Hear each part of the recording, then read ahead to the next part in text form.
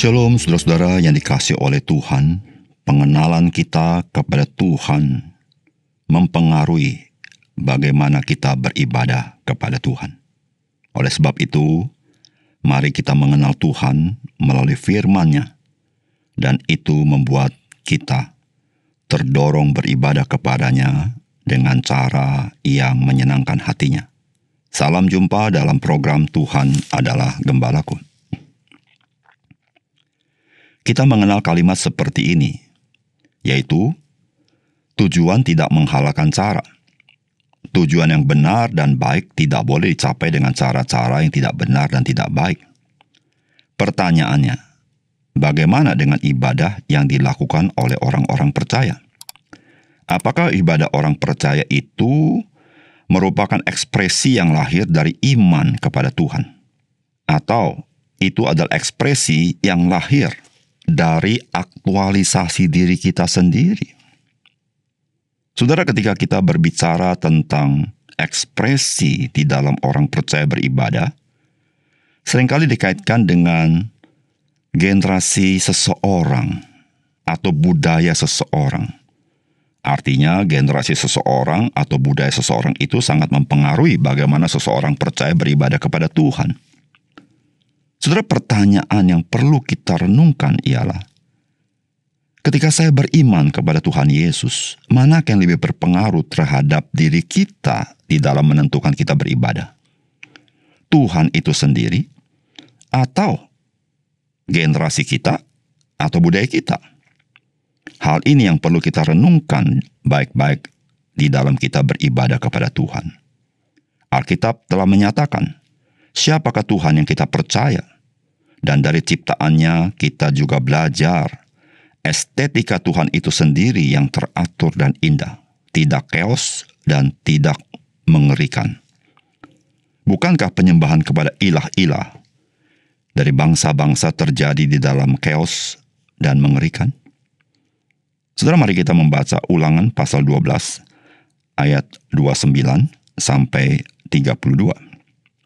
Apabila Tuhan Allahmu telah melenyapkan dari hadapanmu bangsa-bangsa yang daerahnya kau masuki untuk mendudukinya, dan apabila engkau sudah menduduki daerahnya dan diam di negerinya, maka hati-hatilah supaya jangan engkau kena jerat dan mengikuti mereka setelah mereka dipunahkan dari hadapanmu, dan supaya jangan engkau menanya-nanya tentang Allah mereka dengan berkata, bagaimana bangsa-bangsa ini beribadah kepada Allah mereka? Aku pun mau berlaku begitu. Jangan engkau berbuat seperti itu terhadap Tuhan Allahmu, sebab segala yang menjadi kekejian bagi Tuhan, apa yang dibencinya, itulah yang dilakukan mereka bagi Allah mereka. Bahkan anak-anaknya lelaki dan anak-anaknya perempuan dibakar mereka dengan api bagi Allah mereka. Segala yang kuperintahkan kepadamu haruslah kamu lakukan dengan setia. Janganlah engkau menambahinya ataupun menguranginya. Saudara yang dikasihi oleh Tuhan, Musa melalui firman Tuhan menasihati umat Tuhan agar tidak menyembah ilah-ilah yang lain, dan hanya menyembah kepada Tuhan, yaitu Yahweh.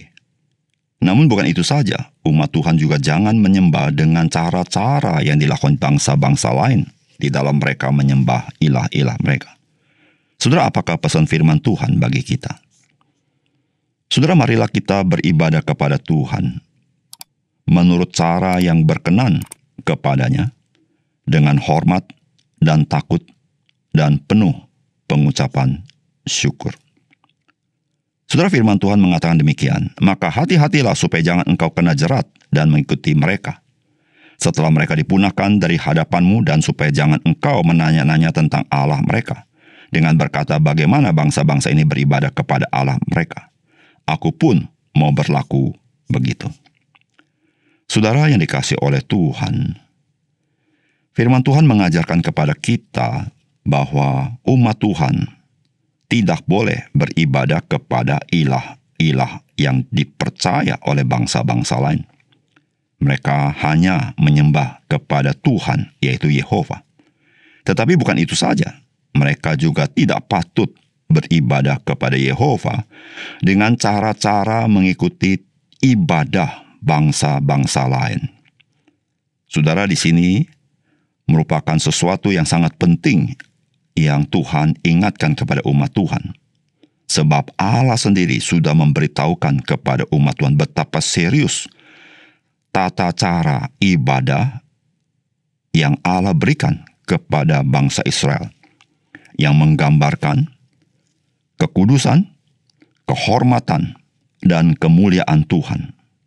Sehingga saudara-saudara, umat Tuhan tidak boleh dengan sembarangan menggunakan cara ibadah yang sesuai dan seturut dengan selera mereka. Saudara, melalui bagian ini, kita sebagai orang percaya, kita belajar sesuatu. Pesan yang sangat penting Tuhan berikan kepada kita. Selain kepada siapa kita beribadah, yaitu kepada Tuhan Yesus, hal yang sangat penting juga bagaimana cara kita beribadah. Saudara yang dikasih oleh Tuhan, Kitab Ibrani pasal 12-28 mengatakan, jadi karena kita menerima kerajaan yang tidak tergoncangkan, marilah kita mengucap syukur dan beribadah kepada Allah menurut cara yang berkenan kepadanya, dengan hormat dan takut. Saudara yang dikasih oleh Tuhan, dari sini kita belajar bahwa beribadah kepada Tuhan, yaitu Tuhan Yesus, itu harus dengan menurut cara yang berkenan kepadanya, dan dengan sikap yang hormat dan takut. Saudara, tentu kita memahami bagaimana sikap yang hormat dan takut. Saudara, ketika kita berhadapan dengan orang yang kita hormati, kita tahu bagaimana sikap kita, perilaku kita, tutur kata kita kepada orang kita hormati. Tentu, perilaku yang hormat dan takut berbeda dengan perilaku yang sembarangan, tanpa hormat dan tanpa takut. Saudara, di dalam bagian lain firman Tuhan mengatakan bahwa Tuhan kita adalah Tuhan yang teratur, Tuhan yang indah. Sehingga saudara-saudara, itu yang membedakan antara ibadah kepada Yesus Kristus dengan tata ibadah bangsa-bangsa lain.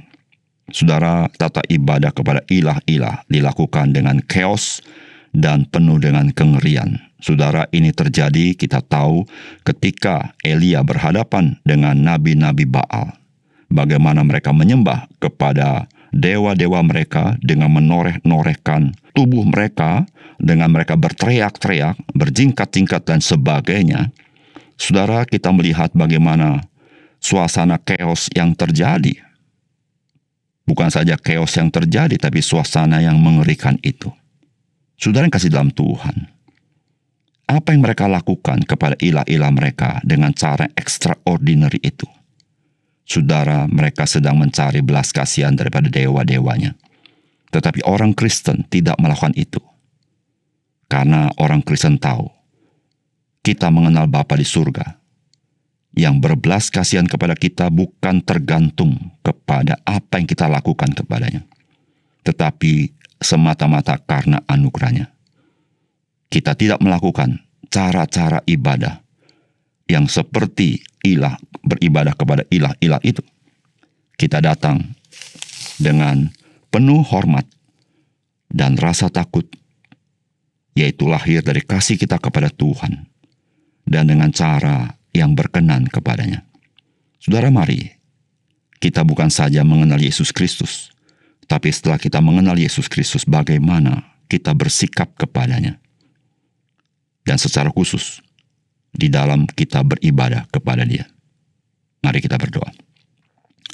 Bapa surga, terima kasih untuk kebenaran firman-Mu. Biar Engkau menolong kami, supaya kami memahami, bukan saja kami mengenal Yesus, tapi kami mengenal apa yang berkenan kepada Tuhan. Apa yang sempurna, apa yang kudus itu. Sehingga kami ketika menghampiri Engkau dengan penuh rasa hormat dan penuh rasa gentar dan takut karena kami mengasihi Engkau, sehingga kami beribadah dengan cara-cara yang berkenan kepada Tuhan. Tuhan, terima kasih untuk firman Tuhan. Dalam nama Tuhan Yesus kami berdoa. Amin.